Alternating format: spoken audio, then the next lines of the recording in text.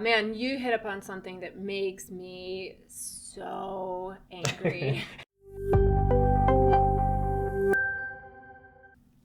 Welcome back, everybody, to another episode of KOL Sessions. Today we have a true honor to be with the one and only queen of orthobiologics. She's also the former president of the Interventional Orthopedic Foundation, and she's the CEO and founder of BOB, which is the Business of Biologics, which is what really we're going to be focusing on today. Thank you so much for being here. Yeah, thanks. It's truly a pleasure. So tell us a little bit about your story. How did BOB get started, and why are we here today? Yeah, so the Business of Orthobiologics, or BOB, as I like to call it, really started not too long after I really started my orthobiologics practice. And I was like, oh my God, this is so great. This is giving me my life back. This is giving me the ability to care for my patients the way that I always dreamed. And I was like, I think orthobiologics is the secret sauce, and this is the way out. And so I started putting together a program for other doctors to figure out how to exit stage left from standard care. Sure. The rest is history. I've been building this program. It was started out as just an online program, and it now is a pretty massive coaching program with physicians in all specialties, just learning how to build a cash practice for success. Gotcha. We met probably, I want to say almost 10 years ago already. I think we've both seen the shift, right, from, hey, biologics, to like now everybody's kind of, okay, I guess you guys were right. How have you seen it specifically from the orthopedic surgery point of view, kind of that shift in the tide? Well, most people are thinking that orthobiologics is probably going to be first-line treatment. Yeah. I think that orthopedic surgeons are still maybe lagging behind a little bit in that adoption of orthobiologics. And it's for sure not taught in our residencies and fellowships. And so I think that it's a major shift. Mm-hmm. I think that orthopedic surgeons in general have the patients sitting there coming to them looking for a solution, and I do think they are feeling a little ill-equipped or out of depth to talk about this because it's not in the curriculum. Gotcha. And you made a really good point there about how it's probably going to become first-line treatment now. That's what I believe. Yeah, no, I agree with you. How do you see that in terms of the conversation, with the patient, right? So before, it kind of, I would say it wasn't the last treatment, but it's like, okay, we were offering still cortisone injections, hyaluronic acid, and PRP was kind of like, well, if you fail those, let's try PRP. How are you transitioning that conversation to, hey, I think from day one, PRP is the option? Yeah, so I think that that's a pretty common way is like, oh, let's try the covered stuff. Yeah. And then if we're going to go and step way outside, we're going to try the uncovered stuff. But really, the way that I talk to my patients about it is I let them know all of their treatment options, and then I tell them what I think the best treatment option would be to achieve their goals. Got it. Whether it's physical therapy, whether it's PRP, whether it's cellular therapy, whether it's surgery. Yeah. I'm going to give them my opinion based on what their goals are. And going back to the orthopedic surgeon, do you feel that there's more room to grow with biologics in the clinic or more in the operating room, or both? Yeah, so I think the short answer is both. I think that there's some really compelling reasons why this the clinical, the non-surgical treatment for orthobiologics fills this massive gap in our treatment algorithms from, oh, well, you failed PRP, orthobiologics fills that gap so that when you get PT and cortisone and you fail that, then you're not told, oh, well, you just need surgery. Gotcha. There's this massive gap that we're not talking about, and that's the perfect place for orthobiologics to stay. Additionally, in the orthopedic surgery realm, there's more literature coming out all the time that if we want better outcomes, we should be marrying orthobiologics with surgery. Gotcha. I think the glaring part would be rotator cuff repair, where if we marry those together, we can get really great, a 100% success rate on healing options, which is massive. And not to get too far away from the business side, but in those cases, what is your preference? Is it, okay, I'm doing a repair, I'm going to put the PRP in between the repair and try to clot it? Or is it, I've done the repair, I'm going to inject in the subarachnoid space or intra-articularly? What do you think is the secret sauce there? Or both? Yeah, no, absolutely. And it actually does relate to business as well. Okay, so I have made a decision in my practice that I actually don't offer the surgery as a standalone, because I know that I can get better outcomes with orthobiologics, so I don't offer it without. Interesting. First of all. Yeah, that's great. And from just a technical standpoint, I try to recreate the best studies that I know how to look at, and the best studies for rotator cuff are intraosseous BMC, intratendinous, and intraarticular. And so I kind of do a combination. But really important is intraosseous. So, kind of the sense that I'm getting, and I think I know a little bit where you're going, and we're working on a paper right now with you and Mike Adavi on the ethics of not offering these treatments, right? Like, it's getting to the point now where we have so much evidence to support the use of these treatments that it's almost like if you don't offer these treatments to your patients, it's almost unethical. You're not really giving them the best choices. What are your thoughts? Yeah, so you're right.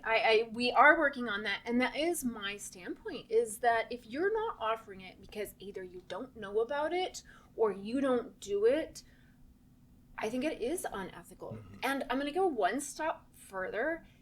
In the flip side is, are we offering things that maybe are not the best options only because they're covered? Correct. Right? Yeah. Such as cortisone. Yeah, it's interesting.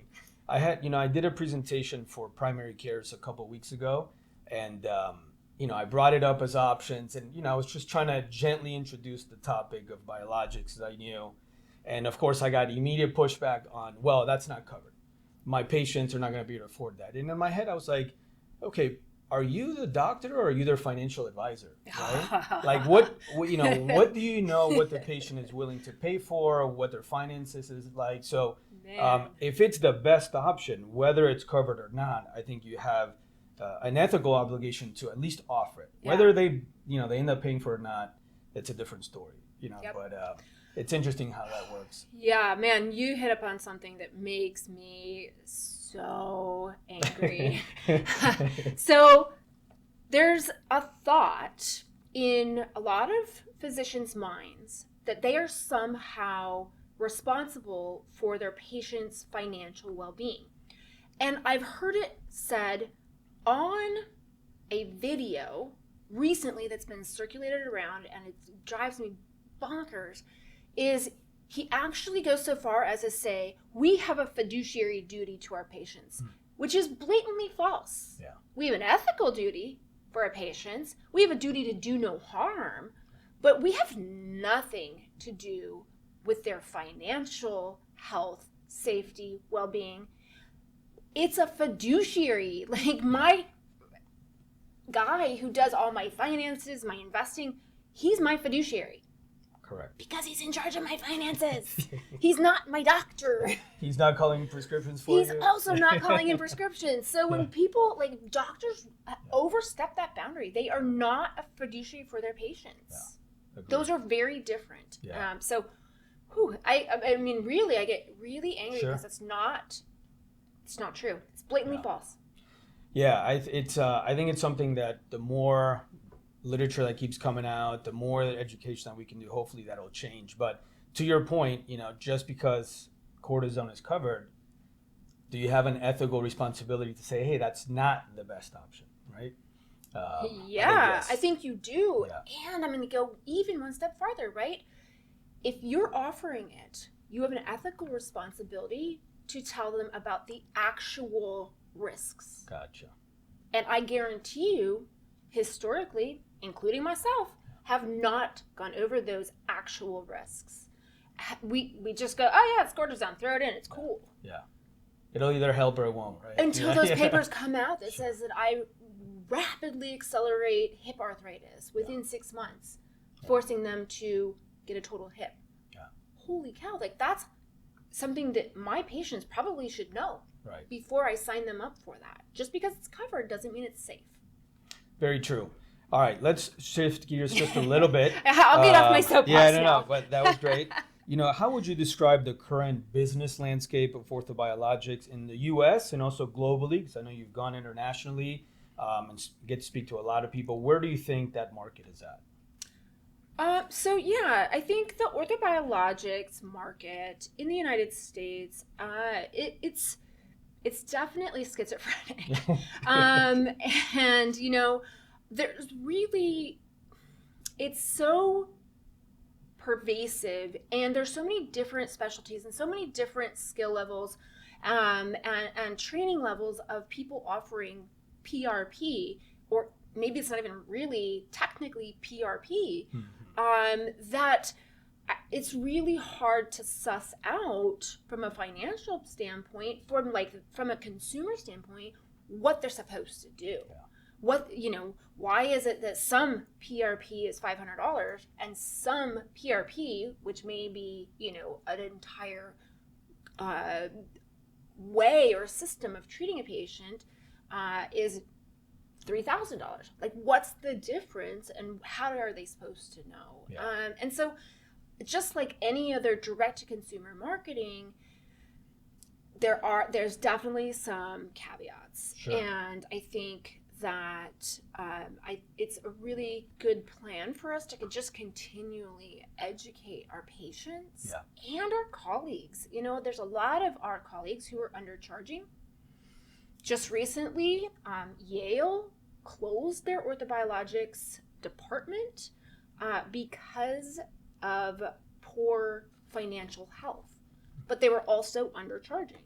So just let that be a little lesson. Like, a big major institution had to close their regenerative wing because they didn't choose to charge appropriately for the therapies. Yeah. What do you think are the challenges, right? Let's say I'm a orthopedist or a physiatrist or a primary care pain management clinic. What are the challenges you've seen on how to incorporate these treatments into the practice? There's a lot. Yeah. That's why you're here, right? Yes. By the way, give her a call. Yeah. So she can straighten you out. Yes. So I think lots of physicians want to offer these services. And I think there's a couple of hurdles. Number one is really these should be done under ultrasound guidance. So if you're not doing ultrasound guidance, that's the first hurdle. Mm-hmm. And then number two, these are not covered. So these are cash-based services. So if you're not charging cash or you don't have a way to take cash, that's the second hurdle. And then the third piece is, how do you start to offer these? I mean, when we're talking about cash-based services, it's hard. Mm-hmm. To pony up and tell them how much it costs. That's not a skill that we have honed, and we've been told that it's not appropriate for doctors to talk about money, and it's somehow wrong. But yet we're happy to talk about how much the price of bread is, and we're happy to talk about the market, and we're happy to tell people that I'm a fiduciary, right. But yet we don't want to tell them the price. Yeah. And so I think that, I know, right? It's so ridiculous. I think that those are the hurdles as I see them. And then there's all these other things that we haven't learned in medical school we don't know about. So we don't know about marketing. We don't know about pricing. We don't know about how to create an appropriate website, what to do about educating your patients, how to get a YouTube channel, for gosh sakes, right? And so then we start to believe the rhetoric that it's like, oh, doctors aren't good at business. That is not true. That just means that we haven't learned the systems, the inexorable truths that are business related. But it's not, we've proven we're really good at learning things. We just haven't put our attention to learning business. Gotcha. Now, yeah, that's probably been my steepest learning curve, right? It's, I think when we spoke on one of your podcasts, you had asked me, well, how did you learn about business? I said, honestly, like I watched a lot of Shark Tank. I still get texts from that, like, dude, you're ridiculous. But anyways, the point being is that I thought I knew about business until I started doing business, right? And then you start to go through it and start learning about contracting. You start learning about leverage and protecting yourself, right? And having different types of legal battles to protect yourself, and also things you have to do to, lease a property, buy a property, right? I mean, there's so many different things, but it is learnable, right? And Totally. with the right, I think with the right structure, you can definitely get through it. What are your thoughts on who should have the money conversations? I get that question a lot. The doctors that I speak to, they're like, well, do you just say, well, you need PRP, and I run out the room, and then like they just randomly talk to an assistant outside? Yeah. Or do you, or should, would you recommend like, hey, no, I believe in this treatment and this is the price and it's right there done in the room? What are your recommendations? So great question. I get that all the time. They're like, how do I have that conversation? And number one, when I'm teaching in my program, number one, name your price. And when people start to like say it out loud, they get nervous. Yeah. And that nervousness translates to the patient being unsure. Is there something wrong with the treatment? Is there something wrong with the price? Is there something wrong with the quality? And so one of the things I'm like, just say it. Say it in the mirror. Yeah. Say it a lot. Be confident. Sure. Because if you truly believe that what you're offering is the best option for the patient, be confident in it. Yeah. And then the other thing that we do is we start to justify. Like, well, it's $2,300, but that and it includes an edit, and maybe we could like give you a discount. Like, no, that's the price. Take it or leave it, and really allow that to just sit, because you don't know what people's money situation is, what there is in their wallet, unless you're looking at it. You have no idea. And unless you ask them, you actually don't understand what they value from a money standpoint. And so that conversation for me, I think, is appropriate to have with the physician. Because as the physician, you have built that relationship. They know you, they like you, they trust you. And they want to know, is this the right thing? They're coming to you for your advice. Mm-hmm. And just because it's the money thing, just say it. It's like, your car's blue. Okay, great. It doesn't mean anything, right? Unless you start being like, well, it's kind of bluish and maybe we don't, then you're like, well, is that bad? Is that, you start second guessing. But if you just put it out there and then move on and be like, does this option, which I think is going to achieve your goals, sound like something that you'd like to move forward with? Like, well, yeah, I totally do. The price is a little steep. I'm like, yeah, no problem. Absolutely. Whatever. Here's what I know is I think this is the best option for you. We do have payment plans. We have pricing options. If you really, there's some other options. I don't think they're as good, but they're good enough. They probably will get you 60% there. Your choice. Something we've incorporated to help a little bit is we have the prices written on a sheet, like kind of the options with the prices. And as I talk or someone in our practice talks about it, there's something written that says exactly what I said with the price. Mm-hmm. So that way there's not this feeling like, well, is he just like making up this crazy sum on the spot, right? Like, no, this is the price and this is the price for everybody. And it's written here, and take it home and, evaluate it, right? Yeah. So I just launched the lifestyle piece of my business, the nutrition and the optimization, the whole human optimization piece. Awesome. And I have those options, and I do have the patients, take it home and say, hey, this is what I recommend. And I offer a foundational package for everybody. I don't let anyone get out the door because I know that it can get better results if we optimize. So nobody gets out of the door without a foundational health package. But I do have the prices, and they take them home. So I agree. I think it's the right thing to do. What are, from a a business standpoint, what are the key metrics that you feel physicians need to be tracking, right, to keep, kind of, if you don't know your numbers, you don't know your business, right? So what are the metrics that you recommend someone doing orthobiologics or just generally having a private practice to measure on a monthly basis? Yeah. Or weekly, daily, I don't know. What do you recommend? Yeah, so I think there's a couple metrics that I always recommend. Number one is this average revenue per transaction. And then number two, we're always basing in the insurance world our volume. But what's a better, because we can't change the price, we can't adjust the price. But what we really want to know is that average revenue per transaction, meaning how much dollars per patient per hour does it cost or equal or what have you, right?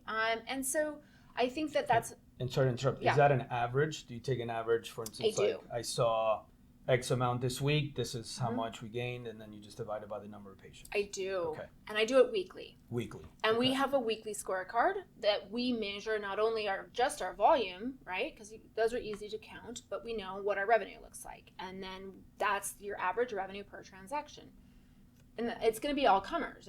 Some of my patients who only get a laser, they're going to not pay the same as a PRP, and they're not going to pay the same as, their whatever. Sure. So their follow-up visit, which is zero, right? So we just want to make sure that we're looking at that. I think that's a really critical piece, because that starts to tell you from an hourly perspective and a daily perspective where you can expect your revenue to be, where, maybe there's little levers that you can change, like, oh man, our volume was up, but our revenue was down. What the heck's going on? So that's one of the pieces I really like to watch. And then I think the other piece that I think is critical is your payroll percent, because that is going to be really one of those things that it can get away from you really quick. Yeah, understandable. I think those two things are key. What are your thoughts on P&Ls, right? So obviously the monthly P&L, and I think there's also a difference, right? Like, are we talking an all cash practice? Because with insurance, sometimes it gets a little bit trickier to track, because you might not be getting paid for 2-3 months, right? Mm-hmm. So it's almost like your P&Ls, the business you did a couple months ago, not really this month. Yeah. How do you translate that? Yeah. So I'll tell you a funny little story about P&Ls. So when I opened my first business, it was it was an insurance-based business, and I had no idea. I was opening this business, and I opened I got a book, and it was like medical practices for dummies. The yellow and black ones? Yeah. So that is how I started my first practice. Nice. And I just read it.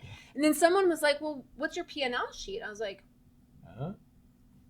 P&L? Yeah, what does that mean? I don't even know what that means. They're like, your profit and loss sheet? I was like, no, I don't know anything about it. And so every time someone asks me about my P&L, I have like little anxiety about like PTSD. A little bit. And I don't find the P&L sheet to be very helpful, because it's a lagging indicator, right? And so I like to look at leading indicators where I can actually change it on the front end to know and predict what we're going to look at. P&L, I think, is nice to like decide which levers worked historically. And I agree. And I honestly, I have a small piece of my practice that is insurance driven. Mm-hmm. And I do all of my calculations as if it was zero. Okay. Got it. So that's not getting paid. Yeah. I do, because if it's zero, that's awesome, right? Because now I have a full cash practice, and if I can support my entire cash practice with the cash revenue only, then the insurance payments, whenever they show up, whenever they like don't get denied or whatever, it's cool. It's like extra. Gotcha. So that's how I run mine. They are separate books, but I calculate everything based on my cash cash practice. Mm-hmm. So one of the key things you mentioned was having ultrasound. Another thing, two things that are coming synergistic with biologics: shockwave, laser. Yep. Those are not cheap equipment, right? They scare some people away with the high investment. What would you tell folks on how to calculate their ROI? That stands for return on investment, because I had to learn that too back in the day. How do you calculate an ROI, and how do you, kind of take that leap of faith of, spending sometimes 6 figures if you're getting 2 or 3 of these units? All right. Well, I'm going to let you in on a little secret. I will let you in on a little secret. This is too much fun, by the way. I know. It's fun, right? Yeah. So when I'm adding new pieces of equipment to my practice or a new program or something, I pre-sell it. And once I collect all of that revenue up front, then I go buy it. Got it. It's a little tricky. Yeah. So I'll give you an example for my lifestyle piece of my new practice, right? So my packages include body composition. I don't have a body composition measurement tool currently. I want one. Sure. You know which one you want. And I know which one I want, right? And so all of the packages include body composition. And we have a little bit of a leading onboarding piece. And so I sold all of these opportunities for my patients to have these longevity packages that include body composition as part of the analysis. I sold them all up front. They paid for it all up front. And now I just paid for my body composition equipment outright. Yeah. Understood. Right? It's a great strategy. And you can do that with laser. You can do that with lots of things. It does take a little bit of a leap of faith to do it, because you're like, I'm selling something that I don't have yet. But you could do it even. But it's a strategy. It is a strategy. Yeah. But it is the return on investment. I think you have to calculate it low. You have to calculate on the low side, because what you don't take into account is maintenance. You don't take into account what if it breaks. You don't take into account down days or all of those things. So I always calculate on the very low end, okay, what would it take to get I just want to break even. What's the 100% return on investment where I just break even? How do I get there to start and then move up? Yeah, another strategy that we've used is keeping an eye on our P&L, which I do agree is more for quarterly, biannually, right? But more so saying, okay, hey, we're having a really good year here, right? My tax burden is going to be high, right? So then we started looking around our office, be like, okay, what needs to be replenished, right? What can we use, or has there been, kind of some new interesting technology that I want to get into? And I start, right around July, August saying, okay, I'm going to have, some money to spend here so I can reduce my tax burden. Yeah. Let's spend it on, some new equipment. So that's another strategy. But I think paying it up front is probably a better one. I like that. It's almost free. It's almost free. I like it. All right. So we talked a little bit about what to do. What are some of the common mistakes you see some of your clients do when they try to get into this business? Kind of I'm sure you've seen some horror stories. What are some of the bad things you've seen? So I think the things that the top mistakes that I see are, number one, not realizing that they need to set time aside not only to build the business, but to set time aside for a much different conversation with the patient. So a cash-based service requires more time for the patient-doctor relationship to kind of come into its being. And so if you don't set aside the time, it's going to be really hard, because let's face it, with the insurance-based care, you have 7 minutes for your visit, really, before you start getting underwater. And in 7 minutes, Isn't that crazy? It's ridiculous. Yeah. Yes.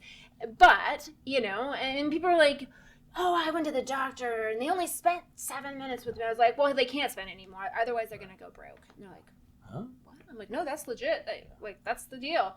But in 7 minutes, I cannot talk to my patient about the nuances of orthobiologics and why they haven't heard of it and what is possible and what their goals are and all these things, it doesn't work. I always joke, my orthobiologic consultation is 36 minutes. I cannot make it faster than 36 minutes, right?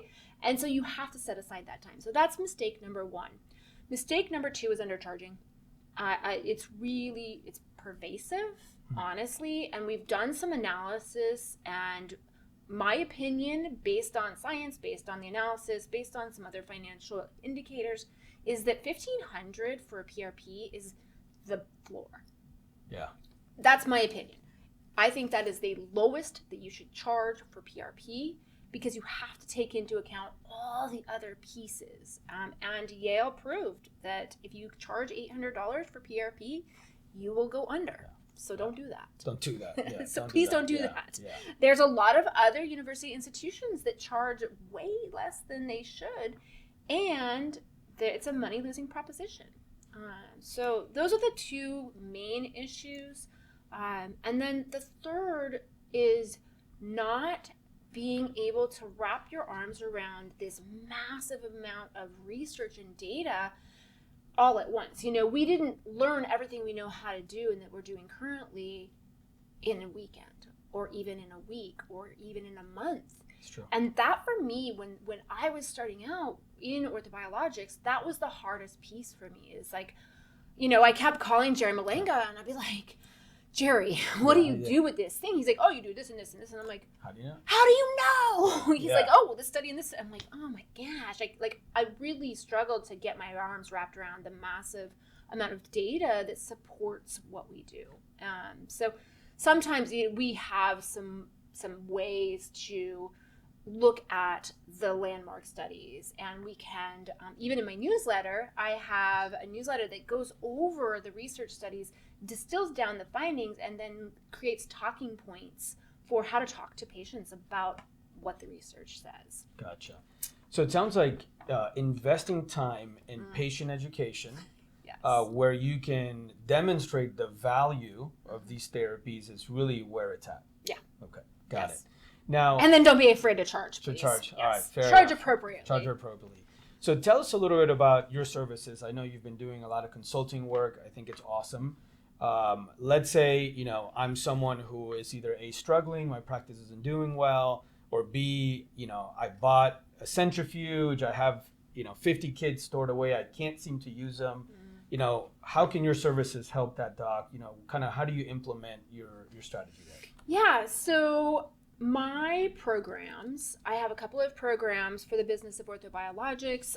One is for for physicians who are just starting out. They think, gosh, I really want to just get started. I don't even know what I don't know. I don't know how to get started. I don't know, which way's up.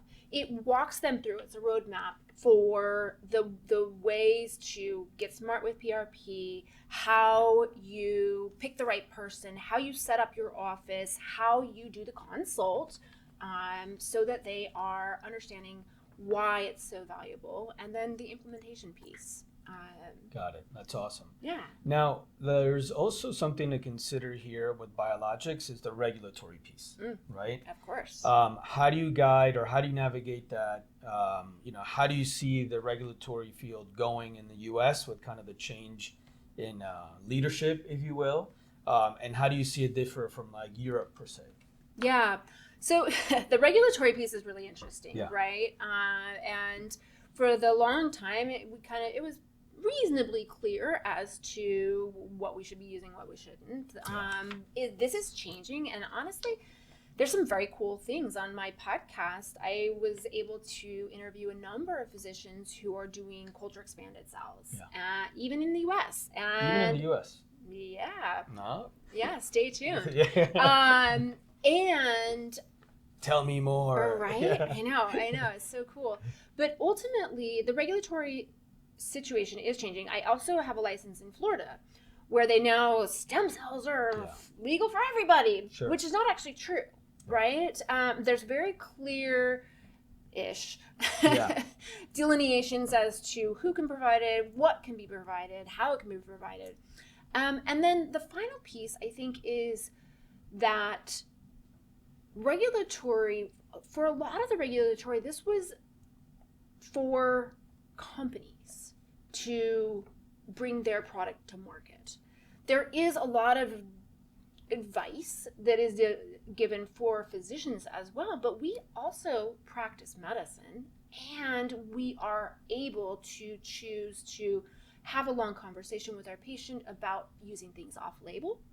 And there's the FDA right to try. So there are some very interesting things that are happening now.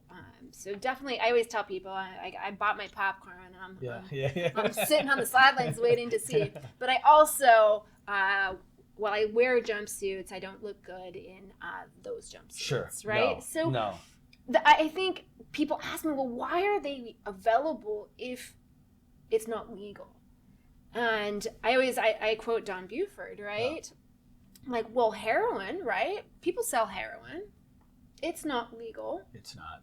Yeah. Right? It's really not. It's really not. Yeah. And they're like, well, if I can use it, I'm going to just use it off label. I'm like, well, there's no on label use. Yeah. It's like heroin. Is there an on label use for heroin? No, there's not. Can you use it off label? No, you cannot. Yeah. And so that becomes very clear. Sure. The other piece is, do you speed when you are driving? I mean, we all do, right? Yeah. Is it legal? No, it is not. Why are we willing to break the law? And it has to do with penalties. And the penalties for companies is very low. So they can just, if they get a little slap on the wrist, they just shut down, go over here, open up another company, and start selling things that are not legal. For doctors, that risk is much higher because that's our license. And so I want the companies to take the risk. I don't want to take the risk myself. Understood. Those are great points. Where do you see the biggest opportunity for growth? Is it in hybrid clinics? Is it cash only clinics? Is it partnering with hospital systems? Where do you? Fair enough. That answers that. Where do you see? If you said to say, hey, bet on this, right? Where would you go with it? Yeah, I think it'll be a hybrid system. As much as I hope that the insurance system self-implodes, right? Yeah. I hope it just it goes down in flames because, it's not meant for the patient or the doctor, really. Right. It's meant to make money for the investors. But I think it's going to be somewhat of a hybrid view, pushing more towards that cash-based practice. I think having a cash-based piece of your practice allows you to be really flexible and be able to pivot. So you don't have to hang your hat on the thing and be like, I only do PRP. I've got a PRP clinic. I think if you say, I have a cash-based clinic that offers the latest technologies, whatever that might be, whether it's PRP or, culture expanded autologous or shockwave or laser or something that we don't even see coming down the pike. Mm-hmm. As long as you have the vehicle to be able to pivot outside of the restrictions of the insurance-driven system, I think that's really important. And what is your recommendation if I do have a hybrid clinic? Should I have two separate entities? Yes. Tax ID for my cash and tax ID for the other one? Yes. You highly recommend it? I highly recommend You don't mind paying taxes twice or, fees, the same fees for both? I guess what are the benefits of having the separation? Yeah, so as you know, in California, you have to pay extra fees every time you open another corporation. The benefits are multiple. Number one, when you have a separate tax ID, it separates you from your insurance contracts. So it's a separate TIN. Number two, you run two books of business. So this insurance-driven book of business is lagging 90, 120 days. Maybe it's paid, maybe it's not. And then you have your cash-based book of business, which you are very clear because you get paid up front. And it's much more predictable. And they're not the same. Got it. So for those two reasons, I'm going to just tell everybody, please, please, please, if it can be done, don't do what I did, which is like mesh them together. It's taken me years to unmesh them, right? I should have done it from the very start. I got some bad advice, and now I've been like unwinding it all. So, let's say a patient comes in, to your insurance practice. Mm-hmm. You bill the insurance for the initial consult, maybe an ultrasound evaluation. How do you then pivot them to the cash-based practice? Yeah, so I'm pretty strict. So if we have that conversation about uncovered services, they go over to the cash-based practice. Understood. Okay, and it's just a hard line. It has to be. It has to be. Honestly, I only take Medicare. I don't take any commercial insurance, and I haven't since the inception of my business. But Medicare's pretty big stickler. Yeah. So I am by the book every time. Got it. Yeah. So they're coming back. They're not getting the procedure on the same day. Nope. Yeah. It doesn't matter if they're signing anything. They should come back. I think they just keep it super clean. I would tell you, keep it super clean and have a really good feeling that if you're sitting on the stand and they're like, well, doctor, it seems like this is the law and this is the recommendations. How come you strayed from that? Sure. You can be like, oh, no, this is our process. This is our procedure. We never stray from it. This is this. Yeah. Okay. I think not straying into that gray realm, for me, it's really important. Yeah, absolutely. Nobody likes clawbacks. No, please. All right, so we'll kind of start to close on this. Artificial intelligence, obviously it's everywhere. Yes. Where do you see AI? Have you implemented any AI tools in your practice? Where do you see it going? Is it more wearables? I'll just say for us, having AI script my notes has been a complete game changer. That's saving me so much time to do my notes. That's really kind of the main one that we've implemented. But what are some of the things you've been looking at? So I love AI, and I'm actually going to be presenting about AI in a couple months. Nice. But I have implemented at every turn. I have really started to implement AI in my daily work, in my daily practice. How I started with an AI scribe about 3 years ago.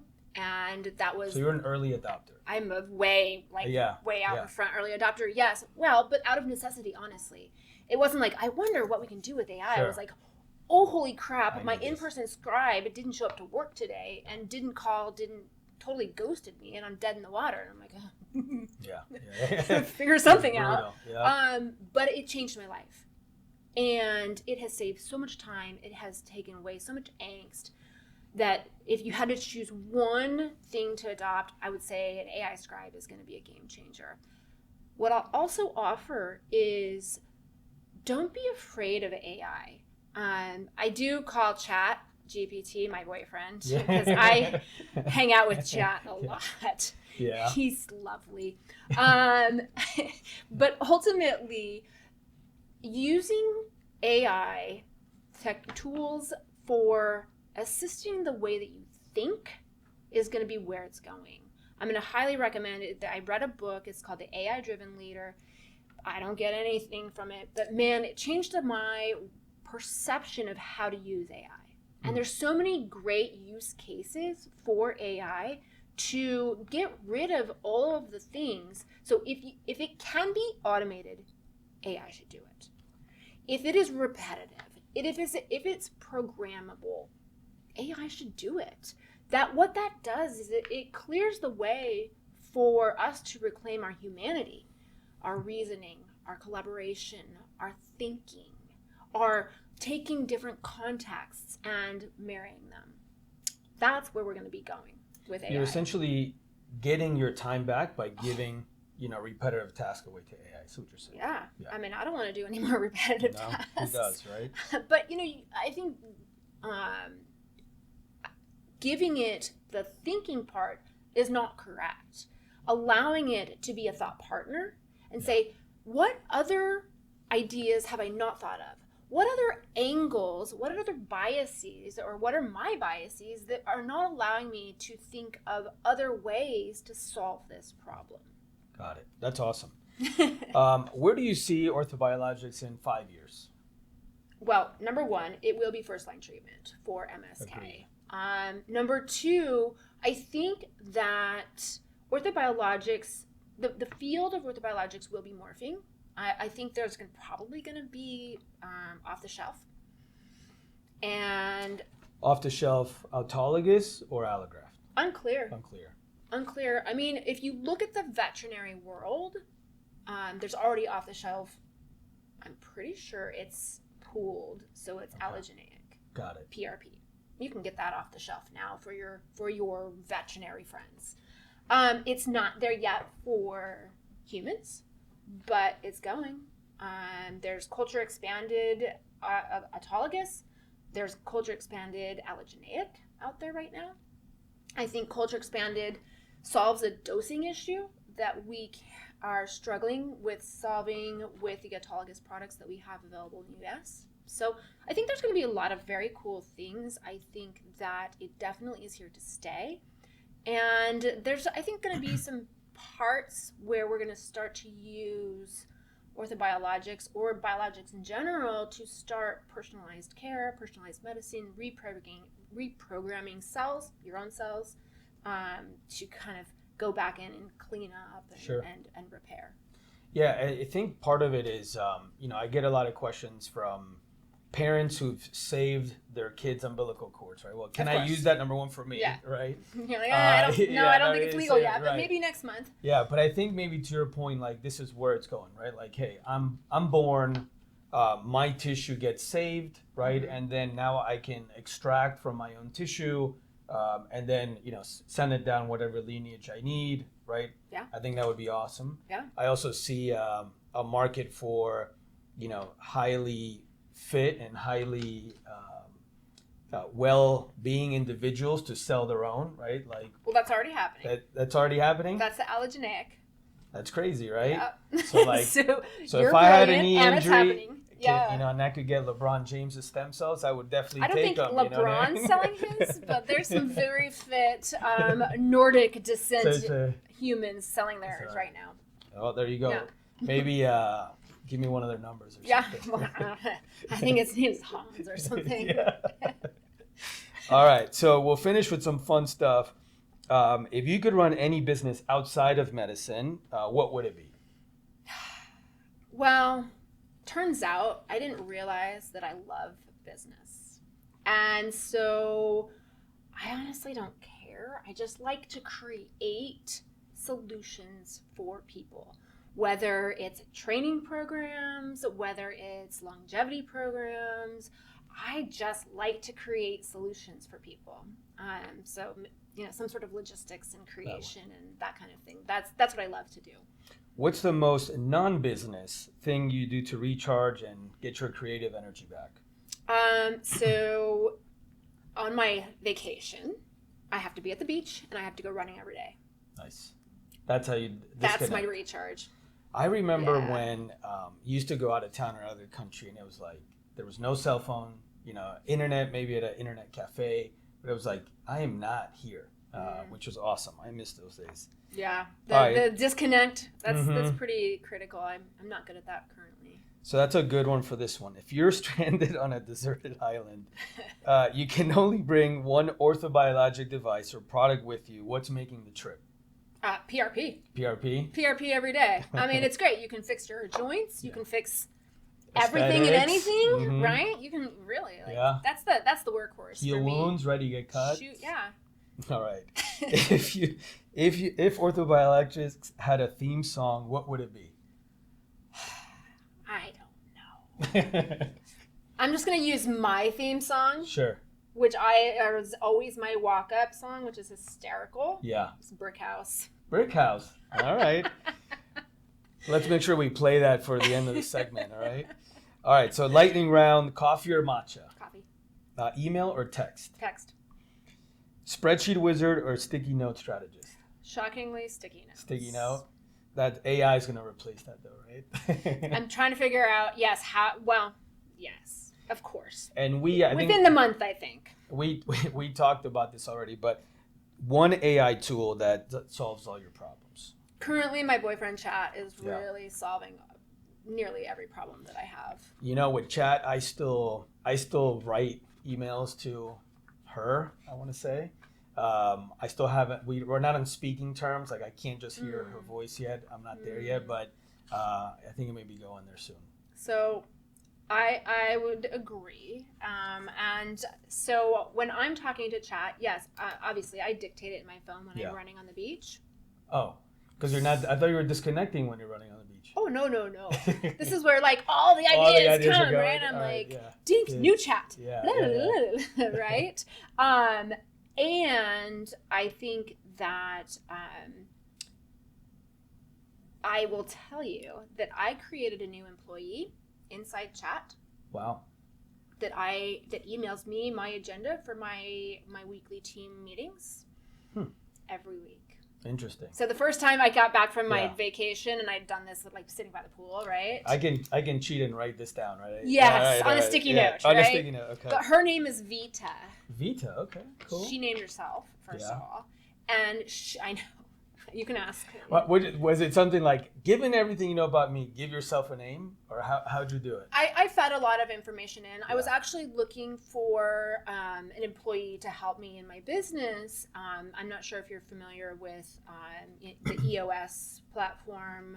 No. Oh, it's awesome. Game changer. So there's this founder and then this integrator. And the integrator role is the person who gets all the crap done. The founder is the one who has all the ideas, right? That's the me. Yeah. And then the getting it stuff done part is not me. I'm not good at that, right? I got a billion ideas. Too many ideas. And not enough like implementation. So I was writing a job description for what I needed them to do. Every single thing based on the EOS system, based on my personality test, based on what I'm good at, what I'm not good at. And then I just fed it all into chat. Because I'm looking for a human, right? Sure. But I fed it in. I'm like, let me just try this out. This is going to be great. And I made a training program for this person. And I needed it to be all of these things. And out popped Vita. Wow. And I said, hey, Vita, listen, I need you to act as this role, and I need you to do these things. Please send me an email every Tuesday morning at 6:30 PST with the team talk, because we do a team talk every Tuesday, agenda, and all of the metrics for that all of our employees need to fill out every week, as well as the problem sheet that we go over every week. Got it. And then the first time it came, I was like, oh, it worked. I have an email from Vita. It was heartwarming. Oh my goodness. Well, I have a brand new employee, right?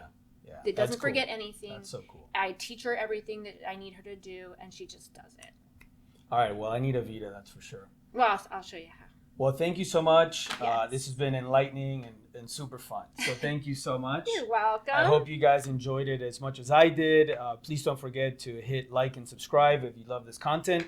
Also, if you want to look down below, you'll have contact information for Dr. DeMers. And if you're interested in her services, please contact her directly. She's awesome.